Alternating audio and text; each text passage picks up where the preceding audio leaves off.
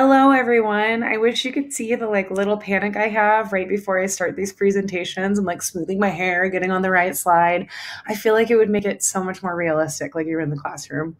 One day I'm just going to record me panicking before I do some sort of recording, just so you guys feel like I don't know. I don't know why I would want to do that. Anyway, hi, AP Psych. We're going to talk a little bit about the advanced placement test for this class. Specifically, what is it? What does it look like for AP Psych? And why should I take it? If you're in my AP Literature class, some of this is going to be pretty repetitive because you've already watched this for the AP Lit exam.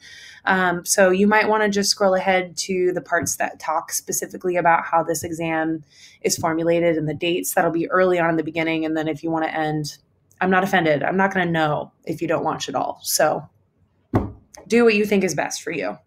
But the official tagline from College Board is that the AP program allows you, the high school student, to engage in a college level course and college level course style exams.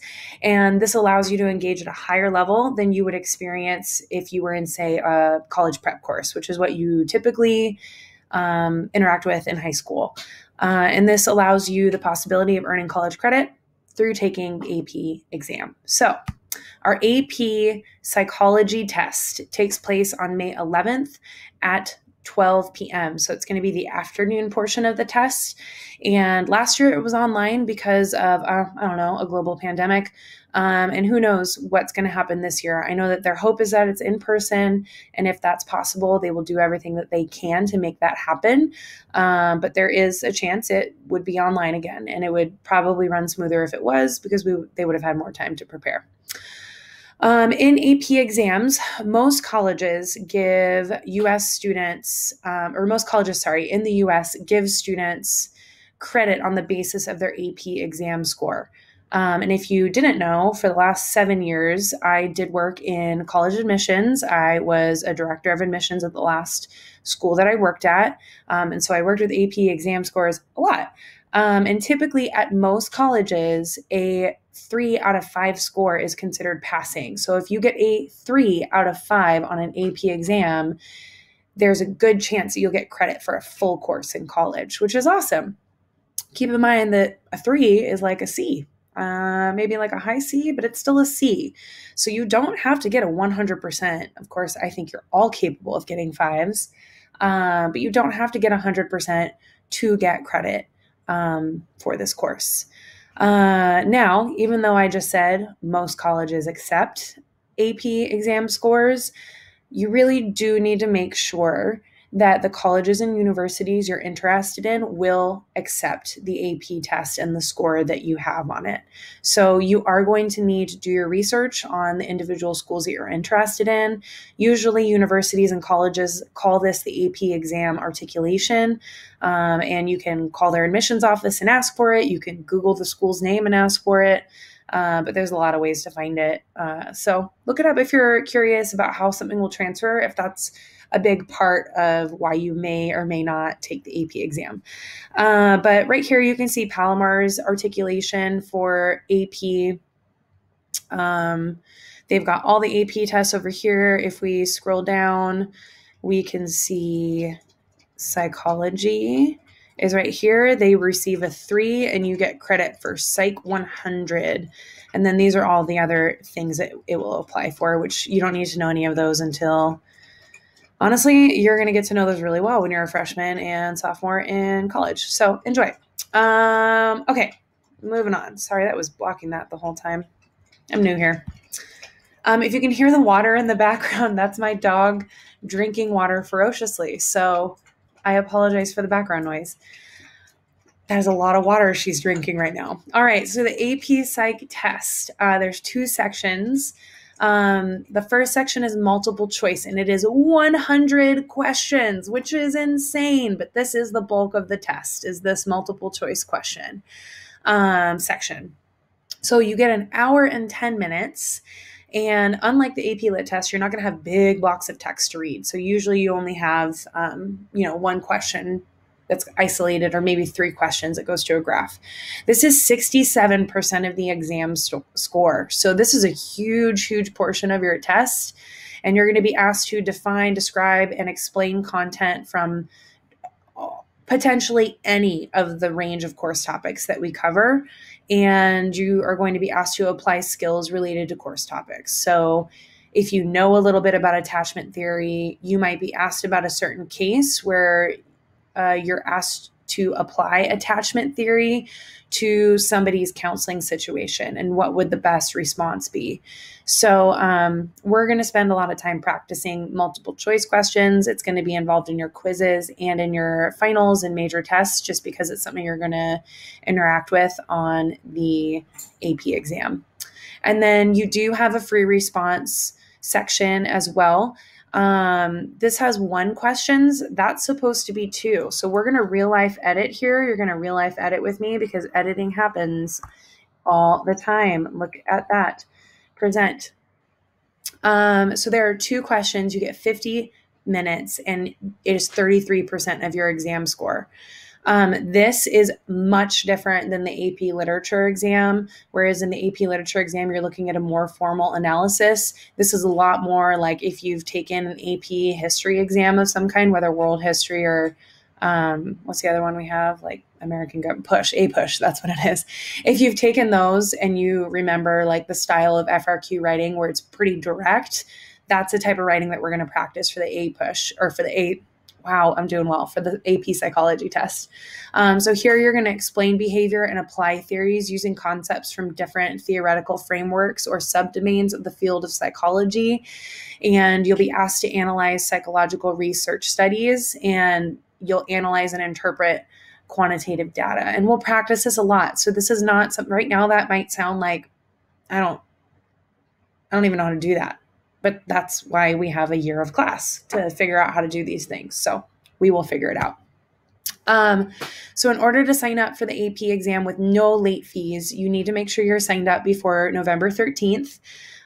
This course is designed to help you work on all these skills as we get through our text and as we work on a lot of supplemental material. And we're going to be looking at examples of good multiple choice questions and a free response questions. And we're going to practice them throughout the year. It's going to be our testing format.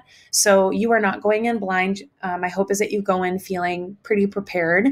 And if I can leave you with anything, I know that our students at Coastal are usually a little bit test shy, but I've always been very impressed with what you all can do with testing. And keep in mind that you're a summit school.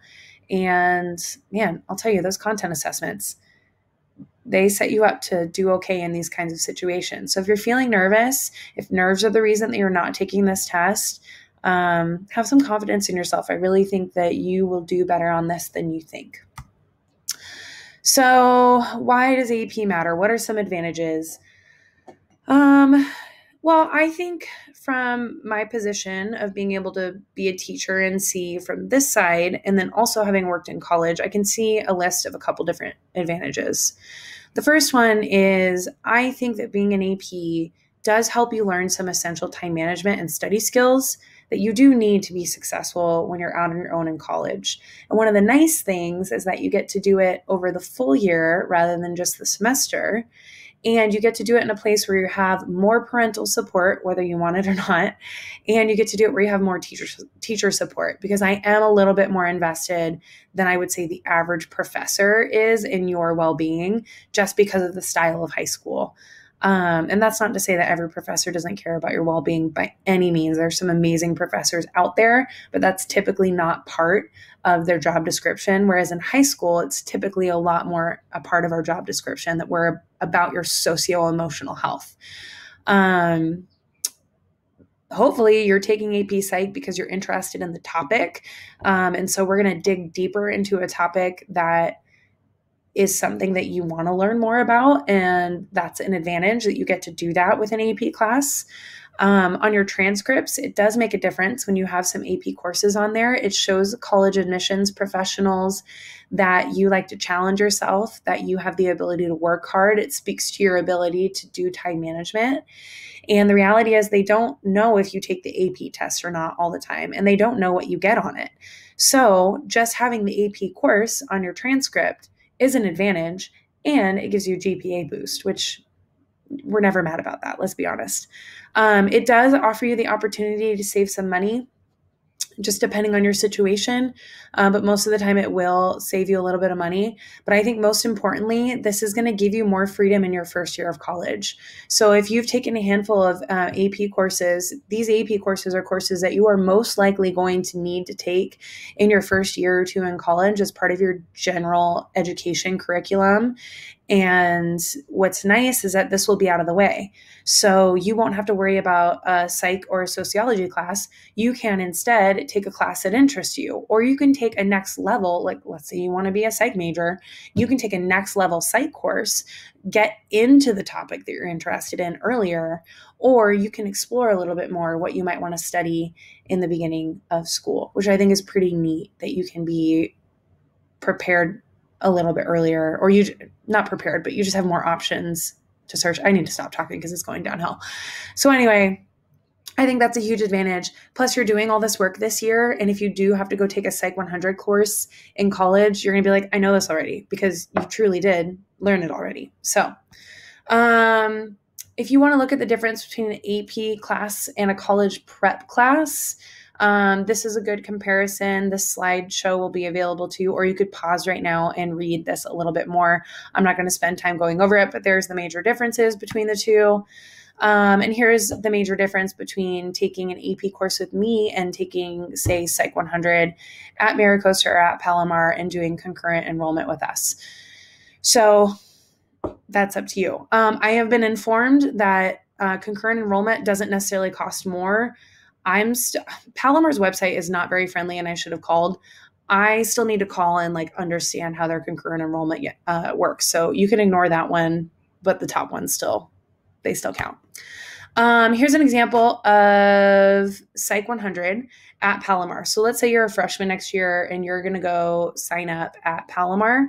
And here it's going to cost you around $309 if you get a new textbook to take this course. Whereas if you take the AP exam this year, it's only going to cost you $94 one time. And you're going to pass because you're awesome and you're going to go unprepared. So I'm not worried about that part. So just a little comparison, it can save you money when you're looking at being a freshman at a university or at a college. Apparently with concurrent enrollment, you can get some better deals with that. So I need to do a little more research there. So that's all I have for you. I just wanted to at least get you the main information about what the test looks like. These two parts are important, and the day that the test is on. Hopefully you guys were able to sign up for College Board, our AP class. We're going to be using that a lot because there's a lot of cool online resources. If you haven't, I'm sure I will hound you about it soon. But if you have more questions, please put it in your syllabus and reflection and course reflection for this year. I really want to make sure that you guys feel empowered and you know what's going on. It's also my first year teaching this, so I'm going to make mistakes, and I don't know how to be better at this without you guys giving me good constructive feedback, okay? So I'm really excited for this year. Thanks for listening, and on Tuesday, I will see you at our first synchronous class, and I'm very, very excited. It's going to be fun. All right, I'll talk to you soon. Bye.